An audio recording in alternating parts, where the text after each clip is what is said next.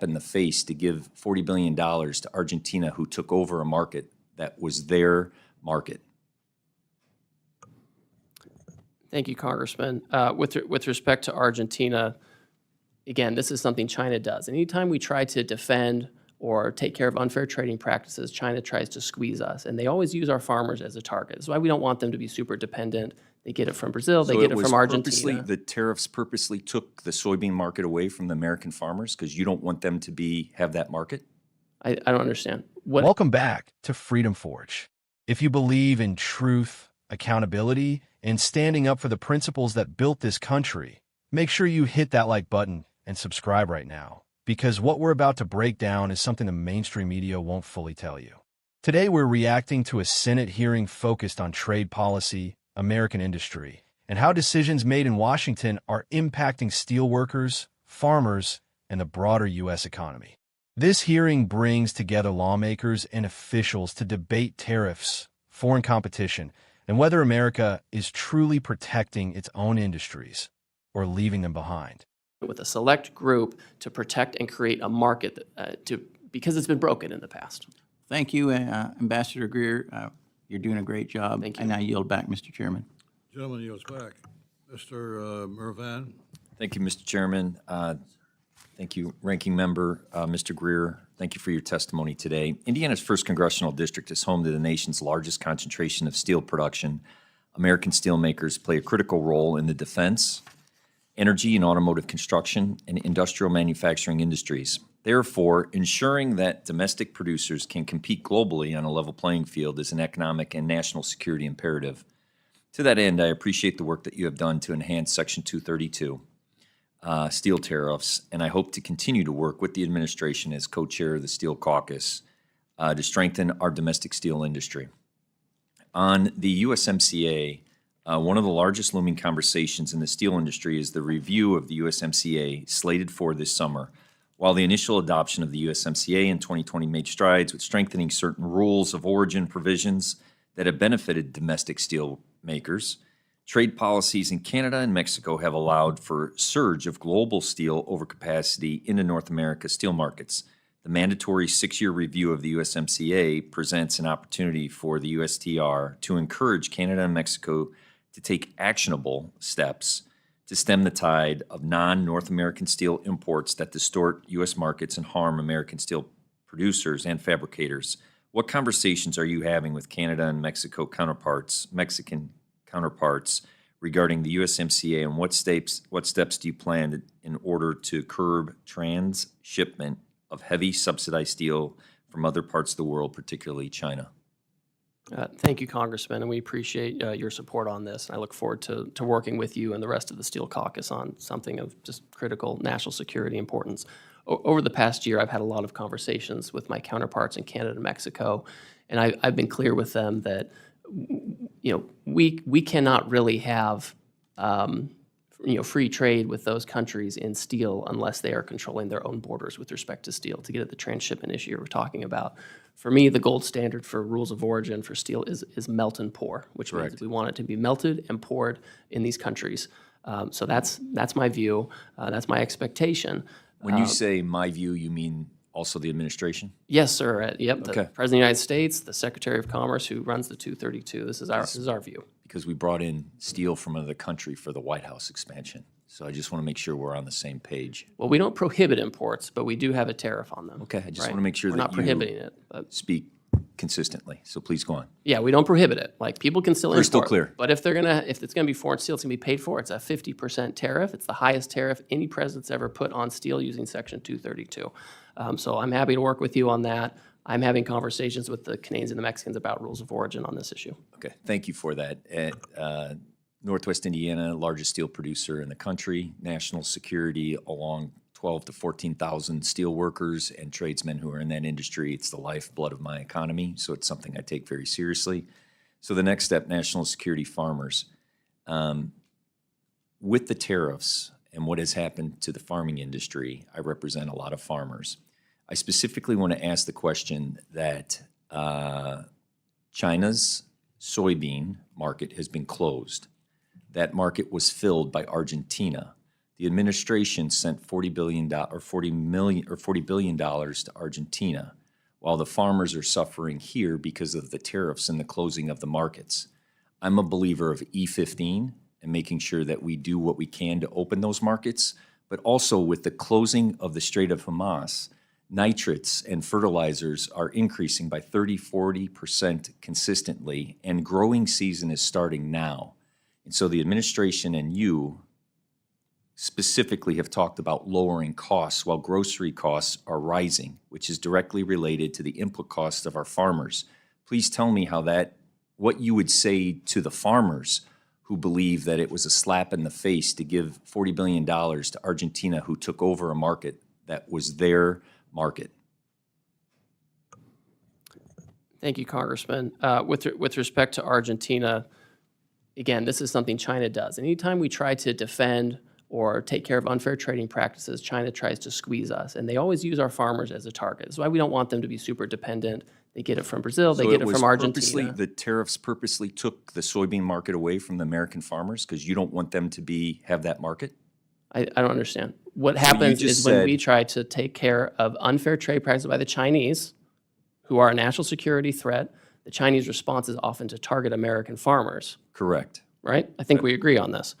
And then the Chinese start importing from Brazil or Argentina or other places. With respect to the $40 billion, that wasn't a gift. You didn't talked call to it a gift. Secretary Beth. Well, you said you gave it to him. So you give a gift. You're right? being presumptive. The United You said States that we gave it to forwarded $40 billion to Argentina. Don't put words in my mouth. I did not say gift. The United States of America made a return on that. Very good. So, if you don't want us to make a return on our money, we don't have to. But I You think gave it's better them a that we return do. on what? When you give a country a loan from a fund that's set up by Congress to help float countries. So the $40 billion to Argentina was a loan? So Congress, they control the purse, right? And you set up by statute The executive- funds at the Treasury Department that they can use to float countries. That's what it's for. So Right. Congress or the executive gave the $40 billion, returned $40 billion to Argentina, because we're losing track that the farmers, you didn't answer the question.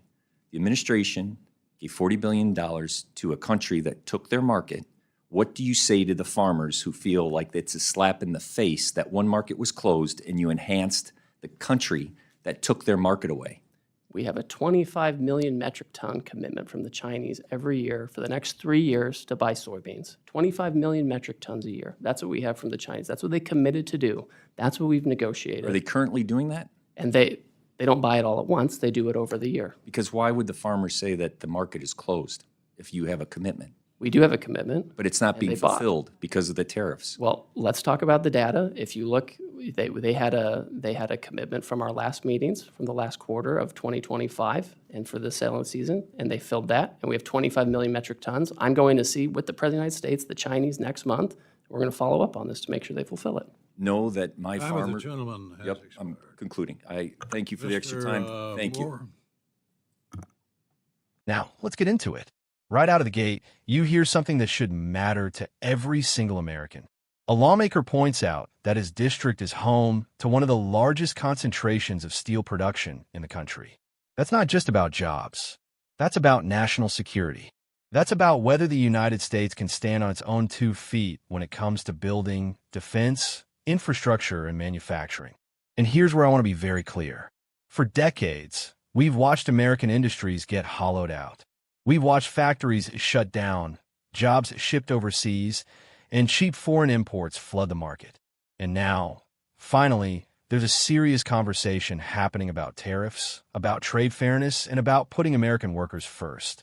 The discussion around Section 232 steel tariffs is a big deal. These tariffs are meant to protect American steel from being undercut by heavily subsidized foreign steel, especially from countries like China. And let's not pretend this is just economic policy. This is strategic. This is about making sure we are not dependent on foreign adversaries for critical materials. But then the conversation shifts to something even more important, the USMCA review. This is where things get complicated. On paper, trade agreements like USMCA are supposed to level the playing field. But what we're hearing in this hearing is that Canada and Mexico may not be doing enough to stop foreign steel from sneaking into North America through their borders. That's what they call transshipment. And if that's happening, then American workers are still getting undercut, just through a different route. Now listen carefully to what was said. The idea of melt and pour was brought up as the gold standard. That means steel should actually be produced, melted, and poured in North America, not just shipped in from somewhere else and relabeled. That's common sense. That's how you protect domestic industry. But here's the bigger picture. Even with tariffs in place, even with rules of origin, the reality is we're still fighting an uphill battle against countries that manipulate markets, subsidize industries, and play by a completely different set of rules. And then the hearing pivots to farmers. And this is where things really hit home.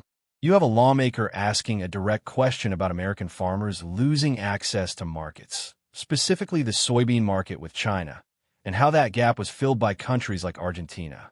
At the same time, there are concerns about billions of dollars being directed toward foreign countries, while American farmers are struggling. Now think about that. You're an American farmer. You've worked your land for generations.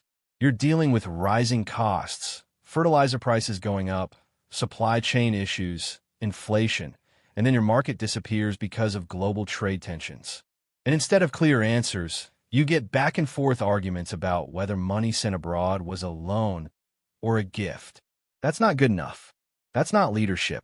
The official response tries to shift the blame to China, saying that when the U.S. pushes back against unfair trade practices, China retaliates by targeting American farmers. And look, there's truth to that. China does use economic pressure as a weapon. But here's the question nobody in Washington seems willing to answer clearly. Why are American farmers always the ones caught in the crossfire? Why is it that every time there's a trade dispute, it's the people producing food, building materials, and sustaining this country who take the hit? And this is where I stand as someone who believes in strong national policy. We absolutely should be tough on unfair trade. We should stand up to countries that manipulate markets and exploit our openness. But at the same time, we need policies that protect our own people while we do it. You can't just say we're fighting China and ignore the consequences at home. You need a strategy. You need consistency. And most importantly, you need accountability. Because what this hearing shows is a system that's still struggling to balance global competition with domestic stability. You've got steel workers worried about foreign imports destroying their industry. You've got farmers worried about losing markets and rising costs. And you've got government officials trying to defend policies that don't always seem to add up. This isn't just about trade agreements or tariffs. This is about whether America is truly putting its own citizens first.